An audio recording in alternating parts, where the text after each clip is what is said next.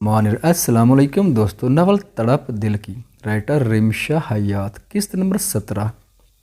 ملیکا کو سمجھ نہیں رہتی کہ وہ کیا کرے۔ اس کے باپ نے ہاں کر دی تھی اور وہ جانتی تھی کہ اس کے ماں باپ نے پیسے دیکھے اور پیسے دیکھنے کے بعد ان کو کچھ اور نظر نہیں آیا ہوگا، اس لیے بنا کوئی سوال کیے انہوں نے ہاں کر دی۔ رحمان نے کہا تھا کہ وہ لوگ سیدھا نکاح کرنا چاہتے ہیں اور ملیکا کے باپ نے کہا کہ ان کو کوئی مسئلہ نہیں ہے، لیکن اس کی اپنی جان سولی پر لٹکی ہوئی تھی۔ یہ تو اس انسان کو جانتی بھی تھی کہ اس کا نکاح کیسے ہوا، وہ کہاں رہتا ہے، کیا کرتا ہے، نام کے علاوہ اسے کچھ بھی معلوم نہیں تھا، اور نمبر وہ غصے میں ڈیلیٹ کر چکی تھی جو ارسم نے اس کے موبائل میں سیو کیا تھا۔ ابھی بھی وہ اسی بارے میں سوچ رہی تھی جب اس کا موبائل رنگ ہوا۔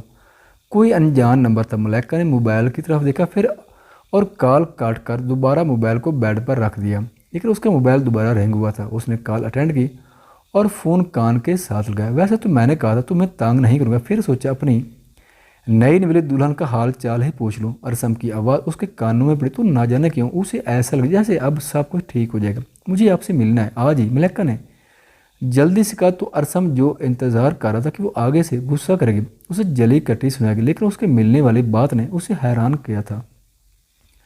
تم ملیکا ہی بات کر رہی ہو نا، یا میں نے نمبر غلط ڈائل کر دیا، ارسم نے کہا۔ اس کے لہجے میں ابھی بھی حیرانگی تھی۔ میں نے کہا کہ مجھے آپ سے ملنا ہے تو فضول گوئی سے پرہیز کریں، اور جو آپ نے میرے ساتھ کیا وہ بہت برا ہے۔ میرے ہاتھ میں ہوتا تو آپ کی اب تک جان لے چکی ہوتی۔ ملیکا نے دانت پیستے کہا تو ارسم ہنس پڑا تھا۔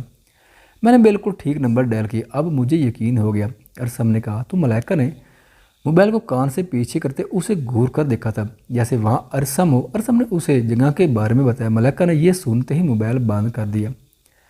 ارسم ابھی مزید بات کرنا چاہتا تھا لیکن وہ فون کاٹ چکی تھی۔ عجیب لڑکی ہے، لیکن بات ضرور کوئی بڑی ہو جو وہ مجھ سے ملنا چاہتی، ورنہ تو میری شکل دیکھنا پسند نہیں کرتی۔ ارسم نے منہ میں بڑ بڑاتے ہوئے کہا اور اپنے آفس سے باہر چلا گیا۔ ارسم نے اپنے آفس کے پاس والے ریسٹورانٹ میں ہی اسے بلایا تھا، اس لیے وہ پہلے ہی وہاں جا کر بیٹھ کر اس کا انتظار کرنے لگا تھا۔ 15 منٹ بعد ملیکا وہاں آ گئی تھی، وہ جس نے بلیک کلر کی بڑی سی چادر لی ہوئی تھی، چہرے پر اس کی پریشانی چھائی ہوئی تھی۔ ارسم نے یہ بات نوٹ کی تھی۔ ملیکا نے ارسم کو دیکھا اور اس کے پاس آ کر بیٹھ گئی تھی۔ مسز کچھ دن ہی میں تم سے نہیں ملا اور تم اداس ہو گئی۔ ارسم نے سنجیدگی سے ملیکا کو دیکھتے پوچھا۔ مجھے آپ سے فضول بات نہیں کرنی، آپ کو ابھی اور اس وقت مجھے طلاق دینی ہوگی، ملیکا نے کہا۔ تو ارسم کے چہرے کی مسکراہٹ پل بھر میں غائب ہوئی تھی۔ میں نے نکاح طلاق دینے کے لیے نہیں، اگر کوئی اور بات کرنی ہے تو وہ کرو، ارسم نے سرد لہجے میں کہا۔ آپ کو سمجھ کیوں نہیں، مجھے آپ سے طلاق چاہیے، ملیکا نے غصے سے ٹیبل پر ہاتھ مارتے کہا۔ ارسم نے گہرا سانس لیتے اپنے غصے کو قابو کیا اور اپنی جگہ سے اٹھتے ہوئے ملیکا کے پاس ہے اور اسے بازو سے پکڑ کر اپنے سامنے کھڑا کرتے اسے وہاں سے باہر لے گیا۔ ملیکا نے اپنے ہاتھ کو آزاد کروانے کی کوشش کی لیکن ناکام رہی۔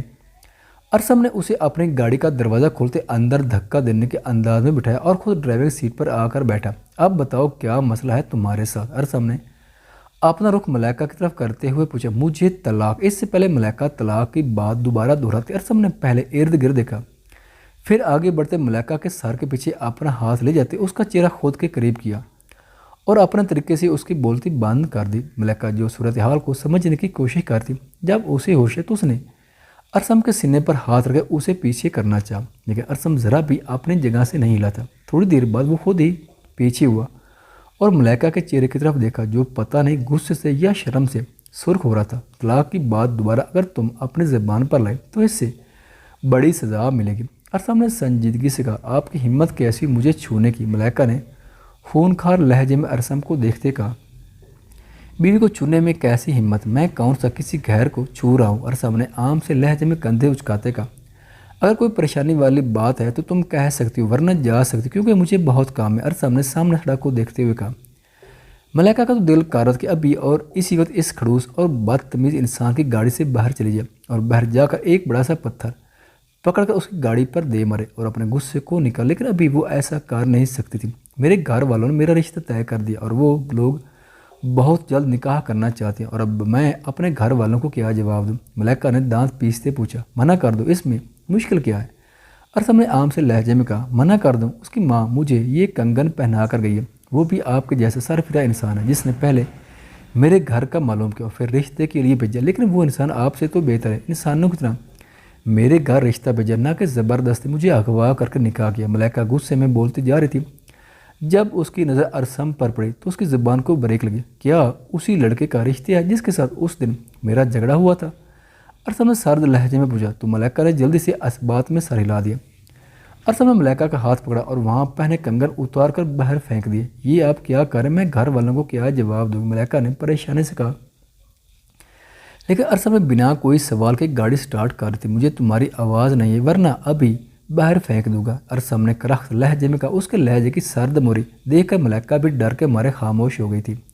یا اللہ کہاں پھنس گئی ہوں میں؟ ملائکہ نے باہر سڑک کو دیکھتے دل میں سوچا۔ پتہ نہیں اب یہ انسان اسے کہاں لے کر جا رہا تھا، لیکن ملائکہ میں ہمت نہیں تھی کہ وہ اسے کچھ پوچھ کے۔ وہ خاموشی سے بیٹھی رہی تھی۔ ڈیڈ آپ لوگوں کو میں نہیں نظر آتا؟ ماما آپ تو اچھی طرح جانتی کہ میں بسما کو کس حد تک چاہتا ہوں۔ آپ لوگوں نے پہلے حمزہ کی بات کی، اب آفاق کی بات کی، اور میں تو اسے پسند کرتا ہوں، میری پسند ہے۔ آپ کو نظر نہیں آتی؟ وحاج نے غصے سے کہا۔ اس کے باپ نے جب بات کی کہ وہ دادا جان سے بسما اور آفاق کی بات کریں گے، یہ سنتے ہی وحاج کا غصہ 7ویں آسمان پر پہنچ چکا تھا اور اب اپنے ماں باپ کے سامنے بول رہا تھا۔ کیا بول رہے ہو وحاج؟ ہوش میں تو؟ سلطان کے ساتھ لہجے میں کہا تو کوثر خاموش کھڑی تھی کیونکہ یہ بات اسے بھی معلوم نہیں تھی۔ میں بسما کو پسند کرتا ہوں اور اسی سے شادی کروں گا، اور اگر کسی نے درمیان میں آنے کی کوشش کی تو پھر بعد میں آپ مجھ سے شکایت مت کیجیے گا۔ وحاج نے اپنے باپ کو دیکھتے تنبیہ کرنے کے انداز میں کہا۔ تم اس لڑکی کی خطر کس لہجے میں اپنے بات سے کر رہے ہو وحاج؟ سلطان نے آگے آتے وحاج کو دیکھتے پوچھا۔ آپ لوگوں نے ہی مجبور کیا ہے، یہاں انسان خاموشی سے سر جھکائے جی حضوری کرتا رہے تو وہ فرمانبردار ہے، اور جب وہ اپنے دل کی بات ہے وہ غلط ہو گیا۔ یہ کیا بات ہوئی؟ اور آفاق کو تو ولیمے ہی بسما پسند نہیں تھی، اور آفاق کو تو ویسے ہی بسما پسند نہیں تھی، اب اس میں ایسا کیا نظر آیا کہ اس نے ہاں کر دی؟ وحاج نے اپنے باپ کو دیکھتے ہوئے پوچھا۔ پہلے کی بات اور تھی لیکن اب میری پسند بدل چکی ہے۔